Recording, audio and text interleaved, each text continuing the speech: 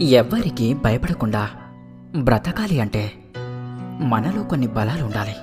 అవి శారీరకమైనవే కాదా, మానసిక, భావోద్వేగ, బుద్ధి సంబంధితమైనవి కూడా ఉండాలి. ఇందులో ముఖ్యంగా 5 బలాలుండాలి. మొదటిది మానసిక బలం. మానసిక బలం అనేది మన ఆత్మవిశ్వాసం, సహనం, ధైర్యం, సమస్యలను ఎదుర్కొనే తత్వం. ఇది మనిషిని జీవితం ఎదురువేసే ప్రతి పరిస్థితిని అధిగమించగల యోధుడిగా మారుస్తుంది.